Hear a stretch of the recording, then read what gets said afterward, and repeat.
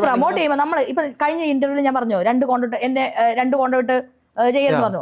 അതൊരു പ്രൊമോഷനാണ്. അത് safe sex ചെയ്യാൻ വേണ്ടിയുള്ള ഒരു പ്രൊമോഷനാണ്. എന്റെ മുടിപ്പര അമ്മജി ഇതെന്തൊരു ജമ്മം. സെക്സ് ചെയ്യുന്ന പാപമാണോ? പാപാണെന്ന് ഞാൻ പറയുന്നത്. സേഫ് സെക്സ് ചെയ്യുന്നല്ലേ പറയുന്നത് അതിനൊരു ഏജ് ലിമിറ്റ് ഗവൺമെന്റ് വെച്ചിട്ടില്ലേ? കുട്ടികൾ ഇതിലോട്ട് ഇൻവോൾവ് ആവുന്നു. കുട്ടികൾ ആറ് പ്രോപ്പർട്ടിയാ. ഇതേ തലക്ക് സ്ഥിരമില്ലാത്ത സ്ത്രീയാണ്. എത്രയും പെട്ടെന്ന് പറഞ്ഞു വിട്ടില്ലെങ്കിൽ ഇതൊരു കൊല്ലാപ്പായി തീരും. നമ്മുടെ നാട്ടിലൊരു തോട്ടുണ്ട്, അതായത് സ്ത്രീകൾ മാത്രമാണ് വേശ്യ പണി ചെയ്യുന്നത്. ഈ അറിവ് എവിടുന്ന് കിട്ടി? പത്രത്തിൽ നിന്ന് അടിച്ചു മാറ്റിയതാ. മെയിൽ പ്രോസ്റ്റിറ്റ്യൂട്ട് ഫീമെയിലുകൾക്ക് ആവശ്യമാണ്. ചില ഭർത്താക്കന്മാര് കൊണ്ടുവരുമ്പോഴും അതായത് ഭർത്താക്കന്മാര് കൊണ്ടാക്കിട്ട് ഇത്ര ഭയങ്കര പൈസ കേട്ടോ.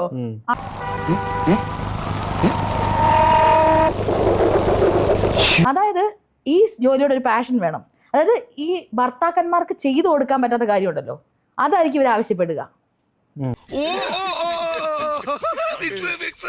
ഈ എന്നൊക്കെ പറയുന്ന പരിപാടിയുണ്ട്. എനിക്കറിയത്തില്ല ഇങ്ങനത്തെ സംഭവമൊക്കെ ഉണ്ടെന്ന്. അപ്പം അതൊക്കെ ചെയ്യാൻ ഇതൊക്കെ കുറെ ടെക്നിക്കുകളും ഇതൊക്കെ ഇഷ്ടം വേണം ചില കാര്യങ്ങൾ ചെയ്യാൻ.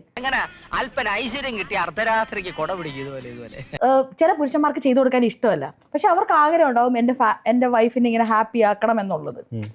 ഒരു പ്രത്യേക ജീവിതല്ലേ. എന്തരാണെന്ന് അറിഞ്ഞൂടാ. മുഖത്ത് നിറച്ച് വിനയം വാരിത്തേച്ച് വച്ചാലും ഇടയ്ക്കിടയ്ക്ക് ഉള്ളിക്കിടക്കണ ഫ്രാഡുകൾ പുറത്തോട്ട് തള്ളിക്കാറ് വരും.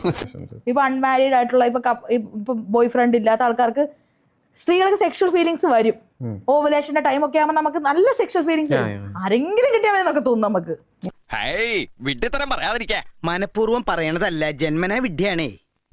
നമുക്ക് എന്താ വെച്ചിട്ടുണ്ടെങ്കിൽ നമ്മൾ കൺട്രോൾ ചെയ്ത് ഇങ്ങനെ പിടിക്കും. കാരണം ഇത് ചെയ്ത് കഴിഞ്ഞാൽ പിന്നെ കുറ്റബോധം പഠിക്കും. വിളിച്ചാലോ എന്നൊക്കെ വിചാരിക്കും, പക്ഷെ വിളിക്കില്ല. വിളിച്ച നമ്മുടെ ഞാൻ ഫേമസ് അല്ലേ ചിലപ്പോ വിളിച്ചാല്. ഇവളിത് എന്ത് ഭാവിച്ച? ഞാൻ അത്രക്കാരനൊന്നുമല്ല. ഭഗവതി മനഃശക്തി തരാൻ മറന്നു പോവല്ലേ.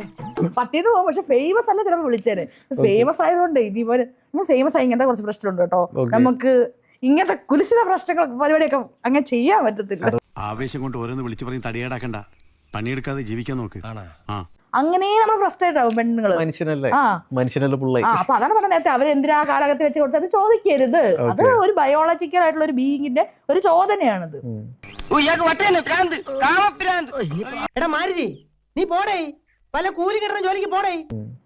പ്രായം കൂടുന്നവരും സ്ത്രീകൾക്ക് ഇത് കൂടിക്കൂടി വരുമെന്ന് സത്യമാണ്. ഒരു 20 വയസ്സ് നമുക്ക് ഇതിനെപ്പറ്റി വലിയ ബോധമില്ല. 25-30 വയസ്സ് കൂടുമ്പോൾ നമുക്ക് ഇതിനുള്ള ചോദന കൂടും. സത്യമായിട്ടുള്ള കാര്യം. എന്തിനാ ഇത്ര തൂക്കമുള്ള ആൾക്കാരെ ദൈവം സൃഷ്ടിച്ചേക്കണേ? ഇവനൊക്കെ കൊണ്ടുപോയി കുച്ചിട്ടുണ്ട്. കാര്യമാണ്.